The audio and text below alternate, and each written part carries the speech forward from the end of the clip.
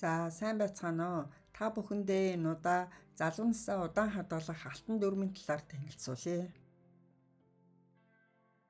Мөнхийн залуу нас бол ямар ч насны, ямар ч эмэгтэй хүний эрхэмлдэг мөрөөдөл юм. Залуу байхын нууц нь үнэндээ хүний сэтгэлгээ, амьдралын хэм маягт оршдог. Гадаад гоо үзэсгэлэн мэдээж чухал боловч дотоод эрүүл мэнд, сайн сайхан байдал нь хүний гадаад төрөх байдалд ихээхэн нөлөөлдөг. Эмэгтэй хүн бүр гоо сайхандаа зориулж өдөрт 30-аас дээш үйлдэл хийдэг гин. Үүнийг хүлээн зөвшөөрөхөд хэцүүч бид хичнээн эсэргүүцсэн ч эрт орой хизээ нэгэн цагт анзаарч эхэлдэг насжилттай холбоотой өөрчлөлтүүд нүүр ба биеийн арьсаар илэрдэг. Ихэнх тохиолдолд анхны ийм өөрчлөлтүүд нь 25 жилийн дараа гарч ирдэг. Аваргүй залуугаараа харагдахыг хүсдэг хүн бүр зориулсан алтан дүрмийг эрдэмтэд тодорхойлжээ. Үүний тулд тэд эмэгтэйчүүдийн дунд залуу харагдах, биеэ эрүүлжүүлэх сэдвээр санал асуулга явуулсан байна. Гэтэл ихэнх эмэгтэй гадаад үзмжиндээ илүү анхаардан тогтооджээ. Тэдний сэтгэлийг залуу харагдах, нүүрэнд үрчлээ суух асуудал илүү эмзэглүүлдэг гин. Судалгаанд оролцсон 10 эмэгтэйн 9 нь залуужуулах үндсэн аргыг гоо сайхны засал гэжээ. Тиймээс ч нүүрний арьсаа татуулах, гоо сайхны мэс засал хийлгэх, массаж, эллэг, гоо сайхны салон, фитнес клуб гээд олон үйлчилгээ олноор бий болсон байна. Дэлхийн гоо сайхны чих хандлагыг тодорхойлж буй Франц бүсгүйчүүд нүүр гарны үрчлэгийг ерөнхийдөө онцолж анхаардаггүй гин.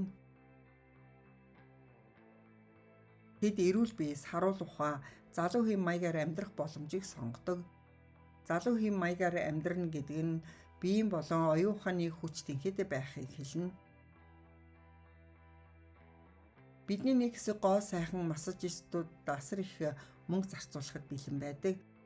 Залуу сайхан харагдахад энгийн дүрмийг дагахыг зөвлөж байна.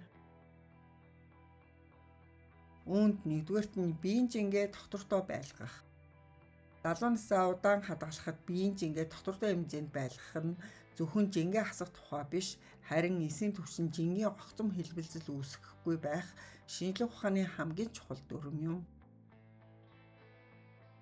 Хүн огцом турж буцаад тархалах бүрд арьс болон дотоод эсүүд нь нөхөн сэргийгдэхгүйгээр гэмтэж хөгшрөлтийн үйл явцыг 3 дахин хурдсагдаг болохыг олон улсын судалгаанууд баталсан байдаг. Хүн маш хурдан хугацаанд турах үед арьсны уян хатан байдлыг хариуцдаг коллаген эластин уургууд нь сунаж бүтцийн хувьд гэмтдэг байна. Хэрэв буцаад жин нэмбэл арьс урдих шигээ чангарах чадвараа бүрмсэн алдаж маш хурдан унжиж гүн үрчлээ суудаг. Таны биеийн жин улирал 2-3 кг-аас хэтрэлгүй доктортой барих нь арьсны фибробласт эсүүдийг гэмтэхээс хамгаалдаг хамгийн шилдэг тактик юм. Өөрийн биеийг тураах дайны туршилтын тулаа болгон зодиослох хэрэггүй юм. Тураах хоол, цай, эм бэлтгэл, элдв хориг хязгаар хүнийг улам стресст оруулдаг учраас хөгшрөлийн явцыг хурдсгаж төдий хурдаар арьсны үрчлээ нэмэгдэнэ. Хоёрдугаарт нь биеийн дотор эрхтний цэвэр байдлыг сахих. Эсийн хог хаягдлыг гадагшлуулах үйл явц буюу залуу насаа хадгалах хамгийн чухал суурь баг нь юм. Хүний биеийн дотор эрхтнүүд ялангуяа элэг, дэдс, бөөр өөрийгөө цэвэрлэж чадахгүй бохирдох үед биед архаг өрөвсөл үүсэж арьсны коллагеныг нураан хүнийг маш хурдан өтлүүлдэг. Жилд нэг удаа ходоод гэдэс бөөр зэрэг дотор эрхтнээ цэвэрлэх нь чухал. Ингэснээр таны арьс залуужиж өнгөлөг харагдах болно. Өдөр тутамдаа эсрэглэн бүтээгдэхүүн болон эслэг ихтэй хүнс хэрэглэж гисээ тасралтгүй цэвэрлэх шаардлагатай. 3-дугаарт нь хөдөлгөөн залуужуулна. Кенс их сургуулийн клиникийн туршилтаар тогтмол дасгал хийдэг настнуудын булчин арьсны бүтцийг шинжилэхэд тэдний биологийн нас нь үеийнхнээсээ 10-аас 15 насаар залуу байжээ. Идэвхтэй дасгал хөдөлгөөн хийх үед зүрхний цохилт олширч цусны эргэлтийг сайжруулдаг. Энэ арсны эсүүдэд хүчил төрөгч болон шимт хижээлийг дээд зэгт нь хүргэж шинэ эс хуваагдах процессыг хурцсгадаг байна. Хөдөлгөөн бол амьдралын их үүсвэр юм. Ямар ч хөдөлгөөн байж болно. Гагцхүү эрүүл цэвэр орчинд байх нь чухал юм. Хөдлөх бүх боломжийг ашиглаарай. Үүнд лефтнээс татгалзах, илүү их алхах, шалыг шүүргүүгээр гараар угах, осоор үсрэх гэх мэт байж болно. Залуунаас сэтгэл татан байдал нь хөдөлгөөнтэй шууд холбоотой. Хөдөлгөөний ангиллал зөвхөн алхах, фитнес эсвэл биеийн тамирын дасгал хийх хэрэгсэл төдийгүй байх хэрэгтэй. 7 хоног 150 минутаас багагүй хугацаанд хөлс гарахгүйц хурдан алхах, усан сэлэх эсвэл йог, сонголтын дасгал хийхийг зөвлөж байна. За 4-р нь эрүүл зөв хооллолт. 40 жилийн дараа дааврын өөрчлөлт гарахад эмэгтэйчүүд илүү их жин нэмж эхэлдэг бөгөөд үүнээс зайлсхийхийн тулд зөв хооллоход анхаарлаа хандуулж эхлэх хэрэгтэй. Зөв хооллох нь зөвхөн амтгүй нэг хэвийн хоол идэх гэсэн үг биш юм. Тиймээс шарсан хайрсан хоолноос зайлсхийхийг хичээж харин жигнэх, шүл эсвэл уургаар баялаг хоол хүнсийг сонгороо. Хүн ам зүйн судалгаагаар дэлхийн хамгийн урт насалдаг 100 амьдсан хөгжүүлэхтэй цэнхэр бүсүүд болох Япон, Италийн тодорхой мужуудын хүмүүсийн хооллолтыг лаборатори шинжилсэн байна.